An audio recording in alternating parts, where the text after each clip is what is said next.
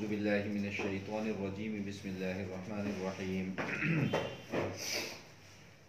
سل بني إسرائيل كم آتيناهم من آية بينة ومن يبدل نعمة الله من بعد ما جاءته فإن الله شديد العقاب زين للذين كفروا الحياة الدنيا ويسخرون من الذين آمنوا والذين اتقوا فوقهم يوم القيامة والله يرزق من يشاء بغير حساب صدق اللہ العظیم.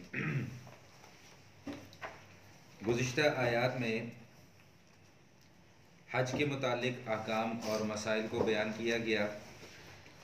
اس کے بعد منافق اور مخلص مومن کا تذکرہ کیا گیا اور اس کے ساتھ ساتھ جو اہم ترین حکم بیان کیا گیا کہ اہل ایمان کو اس بات کی تلقین کی گئی کہ اسلام کے اندر 100% داخل ہو. من چاہی پر عمل کرنا یہ دین، اس کو دین نہیں کہتے. یعنی اس حکم کا مقصد یہ ہے کہ جب دین کے احکام آ جائیں تو پھر 100% ان کے اوپر عمل کرنا ہے. یہ نہیں کہ اپنی مرضی اور اپنی خواہش کے مطابق جو حکم آسان لگے اس پر عمل کر لیا، جو مشکل لگا اس کو چھوڑ دیا، یہ نہیں. اور دوسرا اہم نقطہ اس حوالے سے یہ بیان کیا گیا کہ جب ایک مرتبہ حق آ جاتا ہے اور حق کو آپ قبول کر لیتے ہو، اس کے بعد پھر حق سے اگر کوئی انحراف کرتا ہے یا واپس پلٹنے کی کوشش کرتا ہے تو پھر اللہ کے ہاں اس کا عذاب پھر بڑا شدید ہے. اسی بات کو سمجھانے کے لیے اللہ تعالیٰ نے یہاں پر مختصر انداز میں بنی اسرائیل کا تذکرہ کیا. بنی اسرائیل کے حالات ہم پہلے پارے کے اندر کافی تفصیل سے پڑھ کر آئے ہیں کہ اللہ تعالیٰ نے ان کو وقتاً فوقتاً کتنی نعمتوں سے نوازا اور ہر مرتبہ یہ اللہ تعالیٰ کی کسی نہ کسی حوالے سے نعمتوں کی ناقدری اور ناشکری کرتے رہے اور ان کو دنیا کے اندر پھر مختلف قسم کے عذاب کا بھی سامنا کرنا پڑا.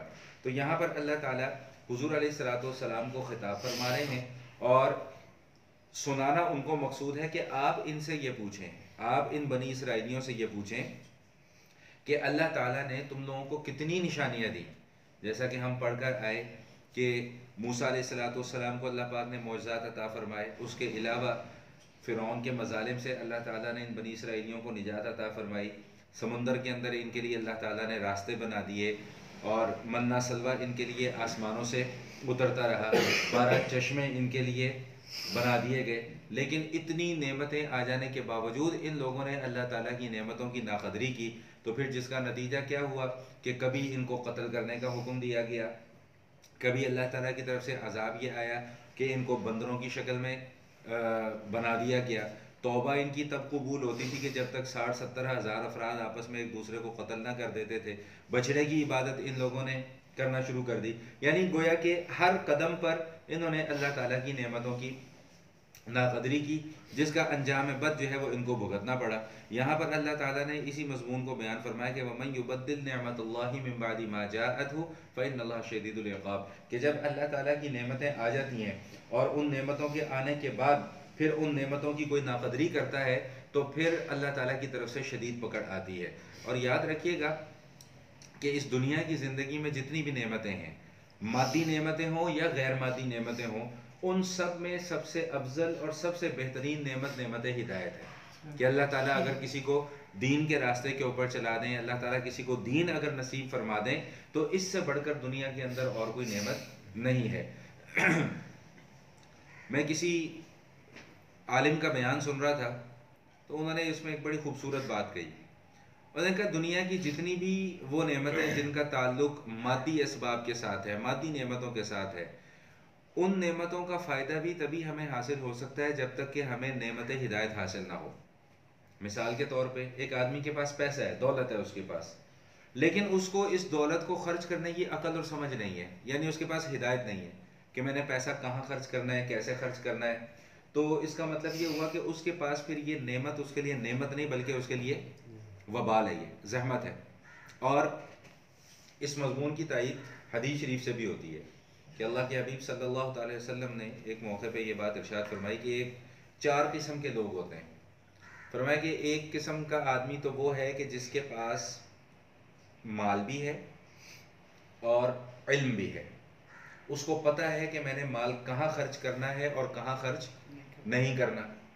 تو اللہ کے حبیب صلی اللہ علیہ وسلم ارشاد فرماتے ہیں کہ یہ سب سے افضل درجے کا آدمی ہے کہ حلال جگہوں پر وہ اپنے مال کو خرچ کرتا ہے، حرام سے اپنے آپ کو بچاتا ہے۔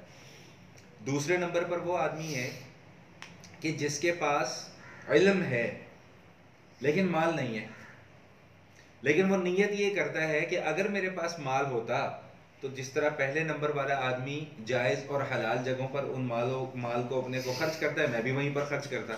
تو رسول کریم علیہ الصلوۃ والتسلیم ارشاد فرماتے ہیں کہ یہ دوسرے نمبر والا آدمی بھی درجے میں پہلے نمبر والے آدمی کے برابر ہے، صرف اپنی اس نیک نیتی کی بنیاد پر۔ فرمایا تیسرے نمبر پر وہ آدمی ہے کہ جس کے پاس مال تو ہے لیکن علم نہیں ہے، وہ شتر بے مہار پاگلوں کی طرح اپنے مال کو خرچ کرتا ہے، حلال اور حرام کی اس کے پاس کوئی تمیز نہیں ہے، جہاں جی چاہتا ہے مال کو اپنے خرچ کر دیتا ہے۔ تو فرمایا کہ یہ سب سے نچلے درجے کا آدمی ہے۔ اور چوتھے نمبر پر وہ آدمی ہے کہ جس کے پاس مال بھی نہیں ہے اور علم بھی نہیں ہے، لیکن اس کا ارادہ اور اس کی نیت کیا ہے کہ اگر میرے پاس مال ہوتا تو جس طرح یہ تیسرے نمبر والا آدمی موج مستیاں کر رہا ہے، شتر بے مہار اپنے مال کو خرچ کر رہا ہے، نہ اسے کوئی حلال کی تمیز ہے نہ اسے کوئی حرام کی تمیز ہے، تو میں بھی اسی طرح عیاشیاں کرتا، موج مستی کی زندگی گزارتا۔ تو رسول کریم علیہ الصلوۃ والتسلیم ارشاد فرماتے ہیں کہ اپنی اس بدنیتی کی وجہ سے اس کا مقام اور مرتبہ بھی وہ تیسرے نمبر والے آدمی کے برابر ہے، یعنی یہ بھی اللہ کے عذاب میں اور اللہ کی پکڑ میں آئے گا۔ تو سمجھانے کا مقصد یہ تھا کہ نعمت ہدایت اگر میسر ہو جائے تو پھر ساری باقی نعمتوں کا فائدہ ہے، لیکن اگر نعمت ہدایت میسر نہ ہو تو پھر باقی نعمتیں بھی فضول ہیں۔ ماں باپ ایک نعمت ہے، انسان کے ماں باپ ہیں، لیکن اسے یہی نہیں پتا کہ میں نے ماں باپ کے ساتھ چلنا کیسے ہے، تو پھر یہ نعمت اس کے لیے نعمت نہیں زحمت اور وبال بن جائے گی۔ چنانچہ یہی وجہ ہے کہ رسول اللہ صلی اللہ تعالی وسلم ارشاد فرماتے ہیں، پتہ نہیں میں نے یہاں حدیث بیان کی تھی یا اپنی مسجد والے درس میں بیان کی تھی، کہ دو قسم کے آدمی ایسے ہیں کہ جن کو اللہ تعالیٰ صابر اور شاکر اپنے پاس اس کا مقام اور مرتبہ صبر کرنے والوں میں اور شکر کرنے والوں میں لکھ لیتے ہیں۔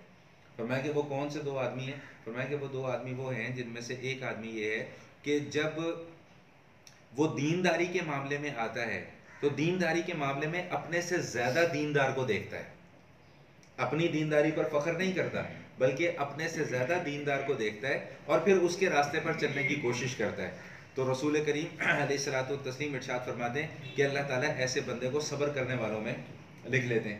اور دوسرے نمبر پر وہ آدمی ہے کہ جس کے پاس مال ہے لیکن وہ اپنے مال کو غلط جگہ پر خرچ نہیں کرتا، اور مالداری کے اعتبار سے وہ اپنے سے کم درجے کے لوگوں کو دیکھتا ہے اور پھر اللہ تعالیٰ کی نعمتوں کا شکر ادا کرتا ہے کہ فلاں کے پاس یہ نعمت تو نہیں ہے لیکن میرے پاس، فلاں کے پاس جو ہے وہ یہ نعمت نہیں ہے لیکن اللہ پاک نے مجھے بھی اس نعمت سے نوازا ہوا ہے۔ تو اللہ تعالیٰ ایسے بندوں کو صبر کرنے والوں میں اور شکر کرنے والوں میں شمار فرما دیتے ہیں۔ تو بہرحال یہاں پہ جو سمجھانے کا مقصد تھا وہ یہی تھا کہ آپ بنی اسرائیلیوں سے ذرا پوچھیں کہ اتنی نعمتیں آنے کے باوجود انہوں نے جب اللہ تعالیٰ کی نعمتوں کی ناقدری کی تو پھر اللہ تعالیٰ نے کیسے ان کو اپنی پکڑ میں پکڑا۔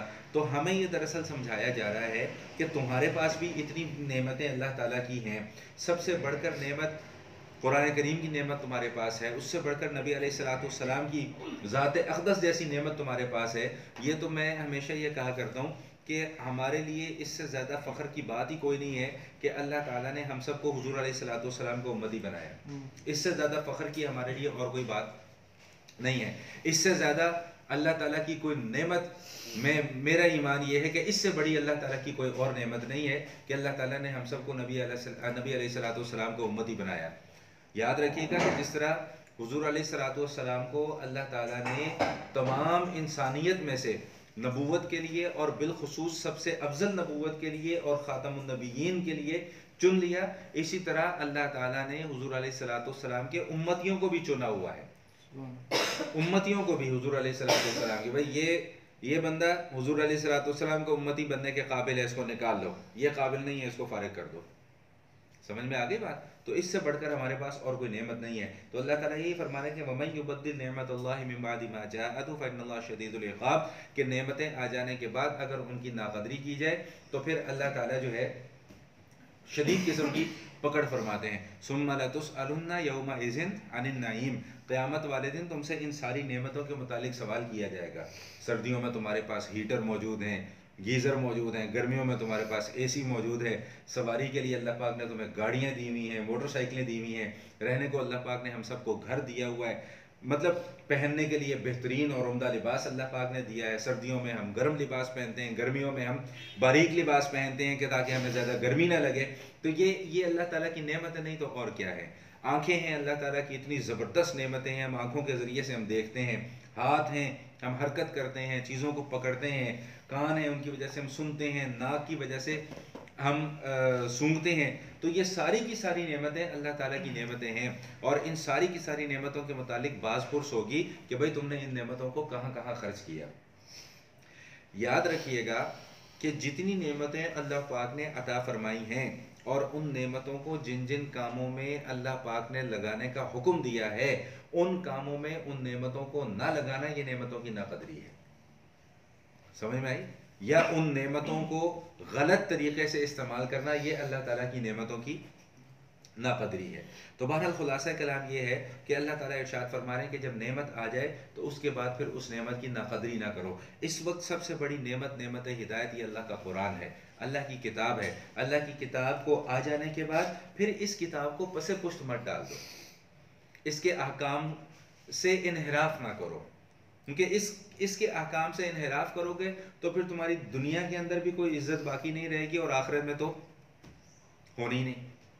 سمجھ میں آگئی بات کی نہیں آگئی؟ تو بہرحال اس آیت میں اللہ پاک نے اسی مضمون کو بیان فرمایا. جو دوسری آیت ہم نے آج تلاوت کی ہے اس میں اللہ تعالیٰ دنیا کی حیثیت اور دنیا کی اوقات کو بیان فرما رہے ہیں کہ دنیا کی حیثیت کیا ہے، دنیا کی اوقات کیا ہے. اور اس دنیا کی حیثیت کی وجہ سے جو کفار لوگ ہیں وہ کس نہج کے اوپر جا رہے ہیں.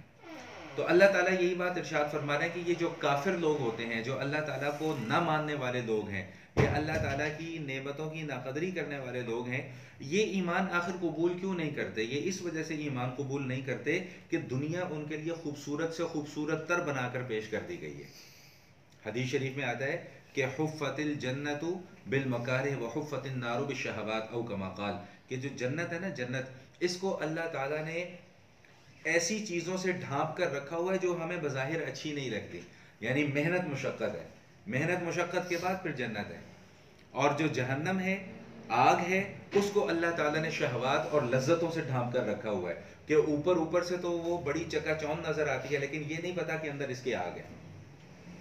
سمجھ میں آگئی بات؟ گندگی باہر پڑی ہو نا، غلاظت گندگی پڑی ہو، اس کے اوپر آپ چاندی کا ورک اگر لپیٹ دیں گے تو وہ دور سے دیکھنے میں کتنی زبردست چیز لگے گی، لیکن جب اس کو کھول کے دیکھیں گے تو اندر کیا ہے؟ گندگی ہے.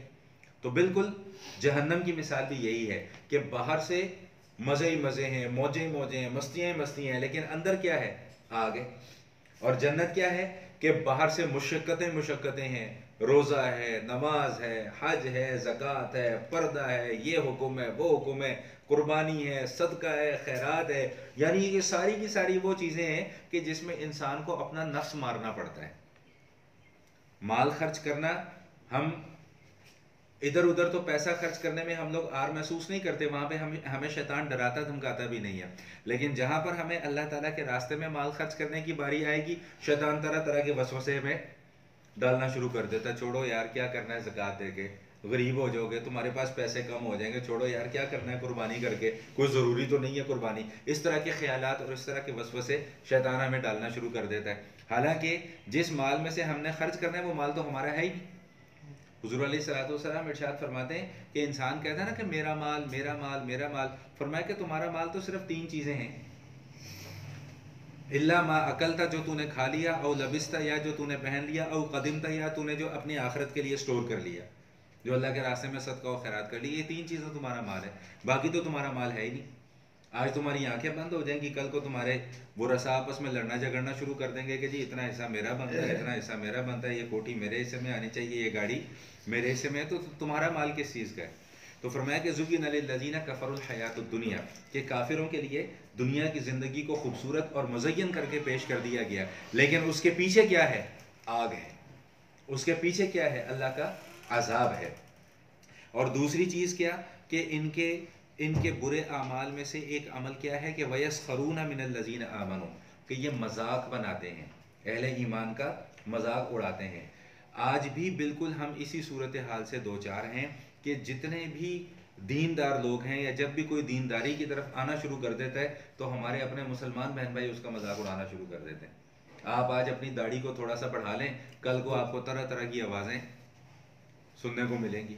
آج آپ ذرا سر کے اوپر ٹوپی پہن لیں، اپنا حلیہ تھوڑا سا تبدیل کر لیں، آپ یہاں پر بیٹھ کر تو بڑے مزے کی باتیں کر رہے ہوں گے، لیکن باہر آپ جب جائیں گے تو پیچھے آپ کے خلاف باتیں کی جائیں گی۔ تو جب کوئی دینداری کی طرف آنا شروع کر دیتا ہے تو سب سے پہلا کام کیا ہوتا ہے کہ اس کے اپنے گھر والے اس کا مذاق بنانا شروع کر دیتے ہیں، اور باہر کے معاشرے کا تو کہنا کیا۔ کیونکہ میں یہ باتیں اس لیے کرتا ہوں، میری تو فیلڈ ہے، ہمیں تو روزانہ اس قسم کے 100 معاملات سے نبرد آزما ہونا پڑتا ہے، لیکن الحمدللہ اللہ پاک نے ظرف بھی اتنا دیا ہے کہ ان چیزوں کو برداشت بھی کرتے ہیں۔ یعنی لفظ مولوی جو ہے وہ ایک تحقیر کے طور پہ اور حقارت کے طور پہ استعمال کیا جاتا ہے۔ میں ایک دفعہ ایک جگہ پر نکاح پڑھانے کے لیے گیا، میری طبیعت تھوڑی سی مختلف ہے، میں پھر جہاں جاتا ہوتا ہوں اور جب میں اس طرح کا ماحول دیکھتا ہوں تو وہاں پہ پھر میں اپنی عزت خود کرواتا ہوتا ہوں، زبردستی جبرن۔ تو میں ایک جگہ نکاح پڑھانے کے لیے گیا تو بیٹھے ہوئے تھے، 2-4-5 منٹ کے بعد بارات آ گئی، تو وہ 2-3 لوگ میرے پیچھے آ کے بیٹھے، ان کو نہیں پتا تھا کہ میں نے نکاح پڑھانا ہے۔ تو اب آپس میں آتے ساتھ ہی ان کی جو گفتگو شروع ہوئی وہ کیا، وہ مولوی آ گیا جی۔ آپ اس بات کو اگر اس انداز میں کہہ دیں کہ یار مولانا صاحب آ گئے نکاح پڑھانے کے لیے تو کیا قباحت ہے اس کے اندر، لیکن نہیں، جہاں مولوی کا لفظ آئے گا وہاں پہ ہم نے حقارت آمیز رویہ ضرور اختیار کرنا۔ اور مولوی آ گیا جی، میرے تو تن بدن میں آگ لگ گئی اس وقت، میں کہ یار یہ کیا بدتمیزی ہے۔ تو میں نے پھر پیچھے مڑ کے ان کی طرف دیکھا، میرا حلیہ تو دیکھتے ساتھ ہی پہچان جاتے کہ یار یہ پکا ٹھکا مولوی ہے۔ وہ ہاتھ میں فائل بھی پکڑی ہوئی میں نے فارم والی، میں نے کہا جی مولانا صاحب تشریف لا چکے ہوئے ہیں۔ وہ اب جب انہوں نے میری طرف دیکھا اور میری اس بات کو سنا تو ذرا تھوڑا سا انہیں شرمندگی کا احساس ہوا۔ آپ روٹین کا معاملہ اٹھا کر دیکھ لیں، میں نماز پڑھاتا ہوں، میرے پیچھے 20 لوگ نماز پڑھتے ہیں، لیکن نماز پڑھ کے جب باہر جائیں گے تو یار مولوی نے آ جائے کہہ دیتا، مولوی نے آ جائے کر دیتا، یعنی وہاں پر بھی ایک حقارت، اختلاف بھی کرنا ہے تو وہ بھی حقارت کے ساتھ، اور تعظیم بھی کرنی ہے تو وہ بھی حقارت کے ساتھ۔ یعنی ایک اس لفظ کو ہم نے ایک گالی بنا کر معاشرے کے اندر جو ہے وہ پیش کر دیا ہوا ہے، اور ہمیں اس بات کا قطعاً اندازہ نہیں ہے۔ میں بالکل مذاق سے ہٹ کر اور سنجیدگی کے ساتھ یہ بات کر رہا ہوں کہ ہمیں اس بات کا بالکل بھی اندازہ نہیں ہے کہ علماء کرام کی توہین کر کے ہم اپنی قبر کو آگ سے بھر رہے ہیں۔ یہ میں پورے دعوے کے ساتھ یہ بات کر رہا ہوں۔ کیوں؟ اس لیے کہ یہ کون لوگ ہیں؟ یہ وہ لوگ ہیں جو اللہ کا قرآن آپ کو پڑھ کر سناتے ہیں، یہ وہ لوگ ہیں جو اللہ کا دین آپ کے سامنے بیان کرتے ہیں۔ تو آپ مولوی کی تحقیر نہیں کر رہے، آپ دین کی تحقیر کر رہے ہیں۔ اور دین کس کا ہے؟ اللہ کا ہے۔ یہ میرے اور آپ کے گھر کی لونڈی نہیں ہے، یہ اللہ کا دین ہے۔ اور اس دین کی بات کرنے والے کی تحقیر کرنے کا مطلب کہ آپ براہ راست دین کی تحقیر کر رہے ہیں۔ 100 150 200 400 ڈاکٹر ہوں، ان میں سے اگر کوئی 2-3 ڈاکٹر یا 4 ڈاکٹر غلط حرکت کریں تو ہم کیا یہ کہتے ہیں کہ سارا ڈاکٹروں کا جو جماعت ہے وہ 2 نمبر ہے؟ نہیں۔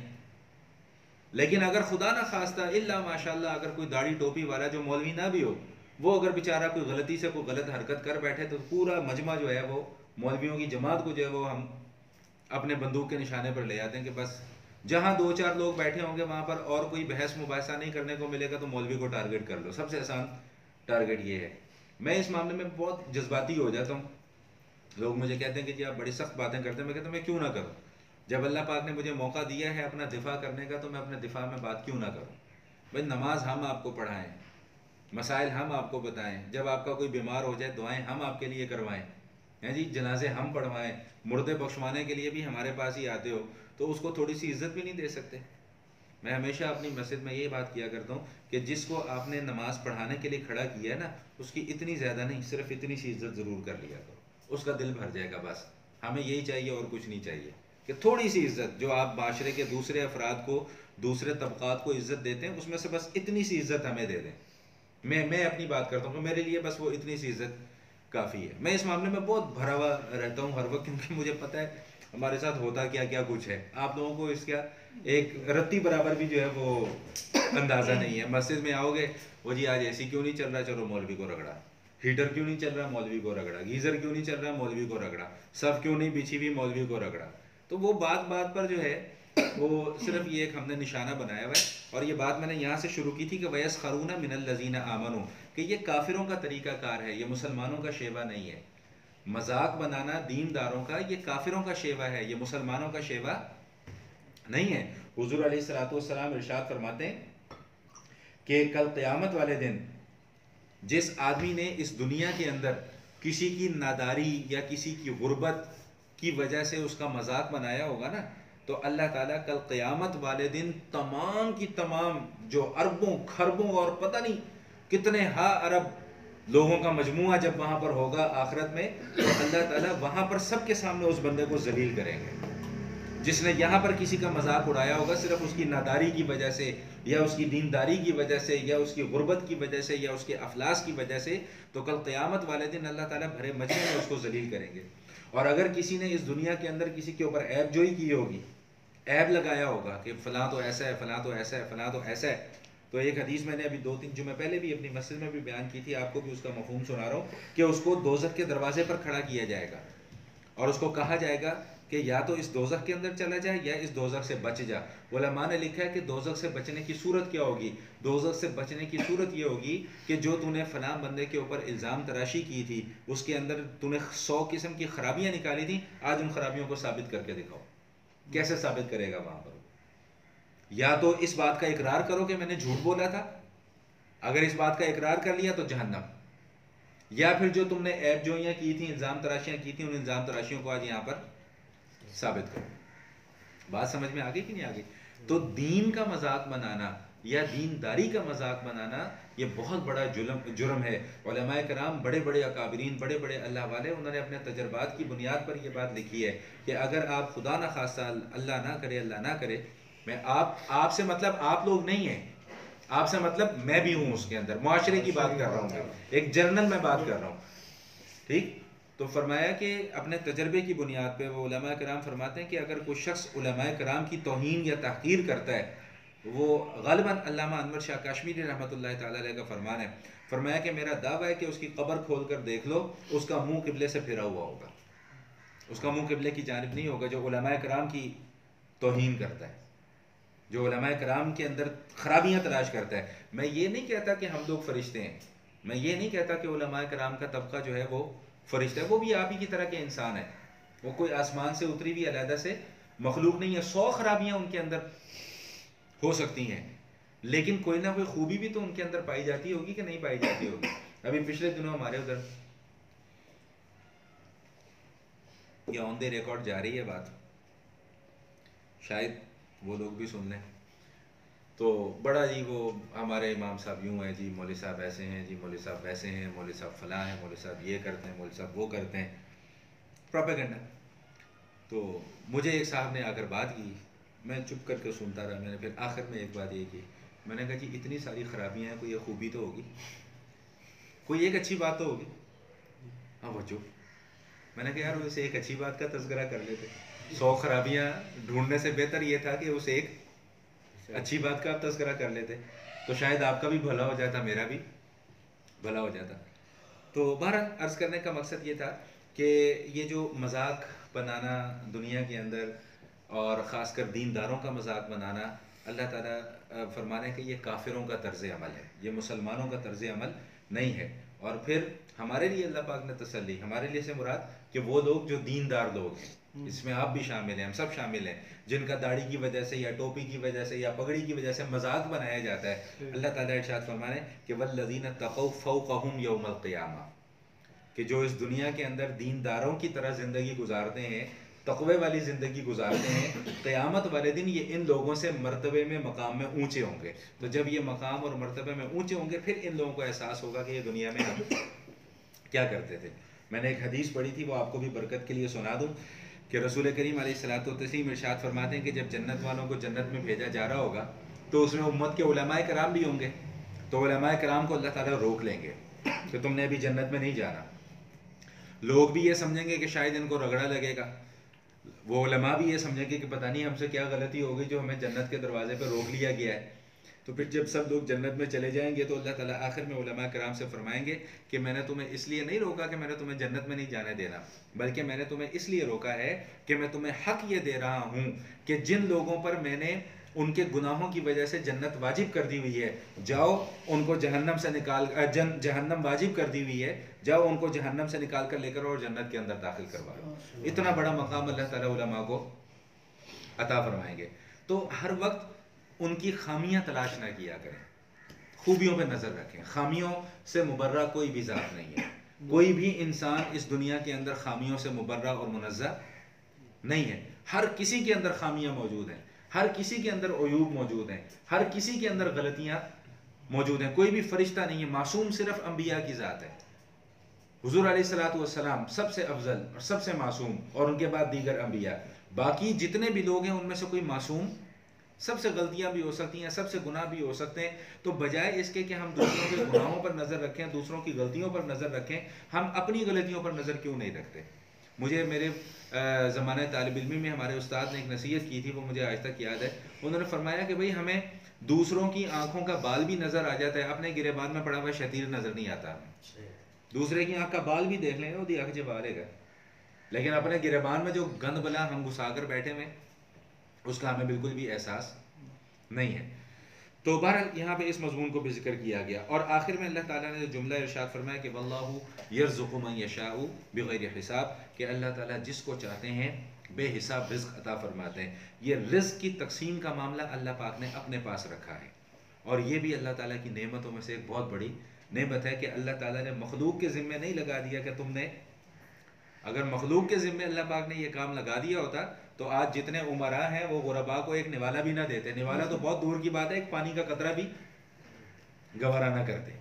سمجھ میں آئی بات؟ اسی لیے اللہ تعالیٰ نے رزق کا معاملہ اپنے پاس رکھا ہے، اور ہر کسی کو اس کا رزق پہنچ کر رہنا ہے۔ لن تموتا حتی تستکمل رزقھا، تمہاری موت اس وقت تک نہیں آ سکتی کہ جب تک کہ جتنا رزق اللہ پاک نے تمہارے مقدر میں لکھ دیا ہے وہ تمہیں مل کر نہ رہ جائے، چاہے وہ ایک گھونٹ ایک قطرہ پانی کا ہو، چاہے وہ کوئی بڑی سے بڑی غذا، جب تک وہ تمہارے پیٹ کے اندر نہیں جائے گی، حلق سے نیچے نہیں اترے گی، موت کسی انسان کی واقع نہیں ہو سکتی۔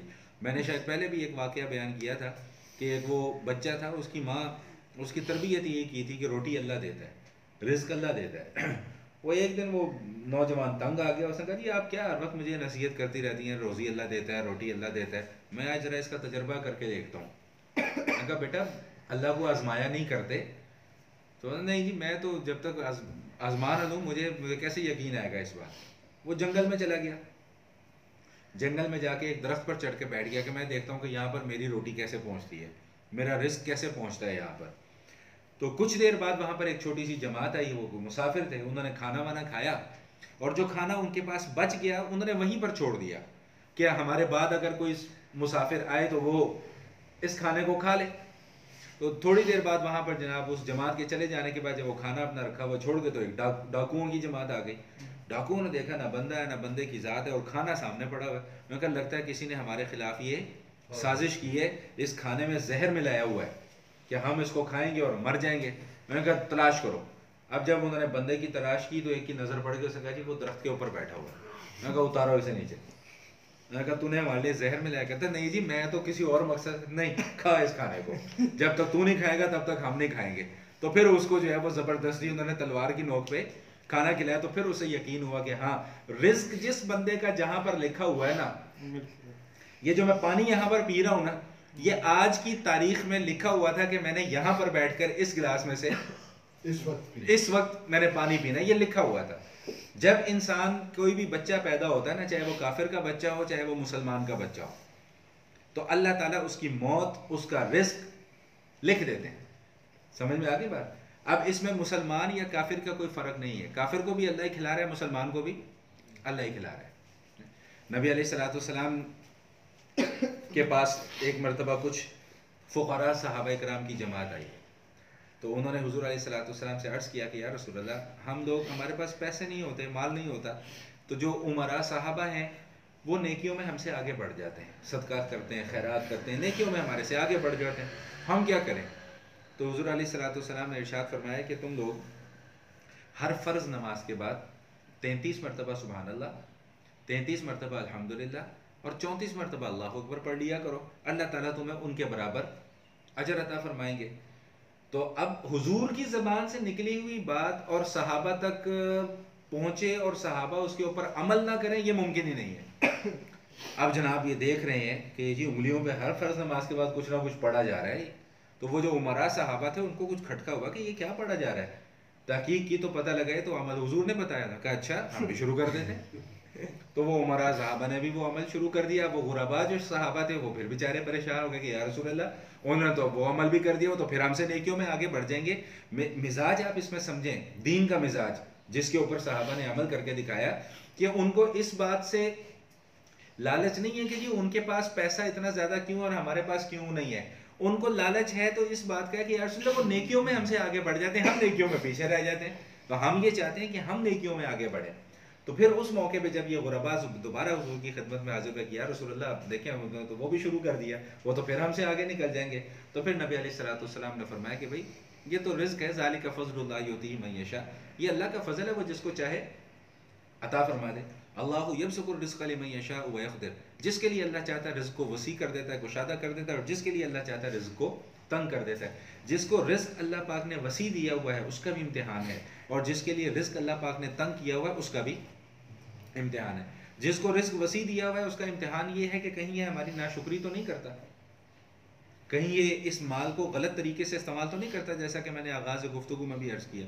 اور جس کے پاس مال کی تھوڑی سی کمی ہے اس کا بھی امتحان اور اس کی بھی آزمائش ہے کہ اس مال کی تنگی کی وجہ سے کہیں یہ ہماری کفران نعمت تو نہیں کر رہا، کہیں اس کے منہ سے ناشکری کے الفاظ تو نہیں نکل رہے اس کی زبان سے۔ یہی وجہ ہے کہ حضور علیہ الصلوۃ والسلام ارشاد فرماتے ہیں کہ کاد الفقر ان یکون کفرا، کہ فقر جو ہے وہ انسان کو بسا اوقات کفر کے قریب تک لے جاتا ہے، کہ انسان کے پاس جب مال کی کمی ہوتی ہے تو وہ ناشکری کی باتیں اپنی زبان سے نکالنا شروع کر دیتا ہے، اور کوئی ایسے سخت جملے نکال دیتا ہے کہ جس کی وجہ سے اس کا ایمان خطرے میں پڑ جاتا ہے۔ یہ جو دو آیات آج ہم نے تلاوت کی تھیں، آیت نمبر 211 اور 212، اس کے اندر اسی مضمون کا بیان کیا گیا۔ ترجمہ انشاءاللہ ہم اس کا اگلی آیات کے ساتھ ملا کر کریں گے، کیونکہ وہ مضمون بھی تقریباً انہی مضامین سے ملتے جلتے مضامین ہیں۔ کل زندگی رہی تو انشاءاللہ ان کا ترجمہ اور تفسیر ہم کل پڑھیں گے۔ باخر دعوانا ان الحمدللہ رب